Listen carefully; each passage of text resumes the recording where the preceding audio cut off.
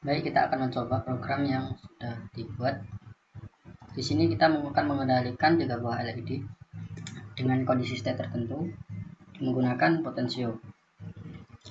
Ini adalah programnya, di mana pin 3, 5, dan 6 digunakan untuk RGB dari LED dan pin A0 digunakan untuk potensiometer. Di sini ada 3 kondisi. Jika kondisi pertama terpenuhi, maka dia akan mewrite analog pada pin R, sedangkan pin yang lain masih 0. Untuk kondisi kedua, nilai mapping akan digunakan untuk mewrite pin G dengan pin R adalah 255 atau maksimum. Selain itu, maka digunakan untuk mewrite pin blue dengan pin green dan red sebelumnya sudah dimaksimalkan. Oke, coba kita simulasikan. Di sini terlihat bahwa ketika potensio direndahkan, maka nilai DC akan tidak terpenuhi atau di bawah atau di 0, sehingga value-nya tidak bisa masuk ke state sini. Ketika kita naikkan, maka nilai merah, LED merah akan nyala. Ketika kita naikkan lagi, maka akan bertambah LED hijau nyala, LED hijau nyala, dan LED merah juga nyala. Selain itu, jika kita tambah lagi, maka semua LED nyala dan warnanya putih.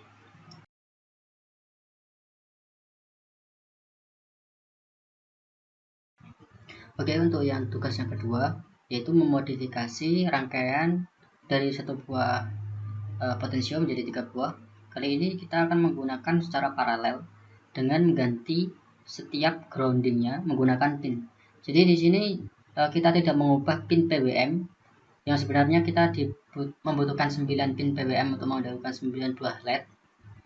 Tapi kali ini kita akan menggunakan 3 buah pin PWM dengan masing-masing grounding pin. Jadi pin ini bertugas sebagai grounding. Ketika kita low-kan, maka blok ini yang aktif. Ketika grounding kedua kita low, maka ini yang aktif. Dan ketika ini yang diaktifkan di low-kan, maka ini aktif. Seperti itu. Di sini programnya kita membutuhkan potensio sebanyak 3 buah, pin PWM sebanyak 3 buah, dan pin state sebanyak 3 buah. Pin state ini digunakan untuk grounding. Oke. Ini pin 11, 12, 13. Di sini terus kita akan menggunakan array. Array ini digunakan untuk menyimpan variabel pin state, menyimpan grounding. Jadi ground kita akan mengganti ground untuk mengganti blok dengan kondisi tertentu. Di sini digunakan integer sensor value, jadi kita akan menggunakan global value menjadi 1. Boolean flag false diciptakan pertama kali untuk menciptakan flag atau tanda. Serial begin ini digunakan untuk melihat data. Oke. Seperti biasa kita mendeklarasikan input-outputnya. Dari sisi loop terdapat 3 buah program. Oke. Sebelum kita masuk ke loop sini, kita akan membahas tentang void yang kita ada di bawah ini. Di sini ada void potensio, di mana di dalamnya ada variabel A dan state. Variabel A digunakan untuk pembacaan dari potensio. Jadi ketika A-nya adalah 0, maka read analog 0. Ketika A-nya 1, maka read analog A1. Begitu juga sampai A2. Jadi A0, A1, A2 ini masing-masing dapat dihandle dengan satu variabel dan ditampung dalam satu variabel saja. Di sini state digunakan, saya kurang terlalu paham dengan fungsi state. Jadi saya di sini menggunakan state ini untuk mengendalikan grounding. Jadi di sini saya mengaktifkan digital write array state dari state ini. Misalnya grounding dari grounding pertama ini 1, maka array state 1 isinya adalah pin state 2, maka grounding 2 yang aktif. karena array dimulai dari 0. Jadi 0, array 0, array 1, array 2. Jadi sebanyak 3 buah array maksimal dimulai dari 0, 1, 2. Seperti itu bacanya. Oke, di sini fungsi dari state kita groundkan ini sebagai grounding, jadi salah satu diaktifkan. Lalu flagnya true, jadi ketika masuk fungsi potensio ini flagnya true. Setelah itu kita cetak serial nilai sensor, lalu keumpan ke fungsi pola. Fungsi pola sendiri di sini ada 3 buah kondisi, di mana kondisinya sama seperti sebelumnya. Jadi ketika nilainya berada rentan ini, maka dia akan membuat red. Ketika di rentan ini, maka dia akan membuat green dengan red maksimal. Ketika selain itu, maka dia akan membuat red green maksimal, sedangkan blue dengan value dari mapping. Oke. Jadi dari pengumpanan ini dengan diumpan lagi, di sini kita akan membuat sebuah pergejolakan. Jadi ada 3 gejolak yang kita istilahkan. Di sini ketika while, ketika analog itu bernilai, maka dia akan melakukan looping di sini. Dan looping itu tidak akan berhenti kecuali dia terpenuhi ini, kondisi ini.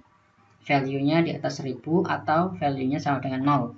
Jadi ketika potensionya berada di sangat rendah atau 0 atau sangat tinggi berada di atas 1000 atau sama dengan 1000, maka dia flash-nya adalah berganti. Jadi maka dia akan meng-switch ke variabel yang lain. Kalau semisal variabel yang lain itu ada yang high. Begitu juga untuk kondisi 2 dan ketiga. Untuk itu kita coba simulasikan seperti apa.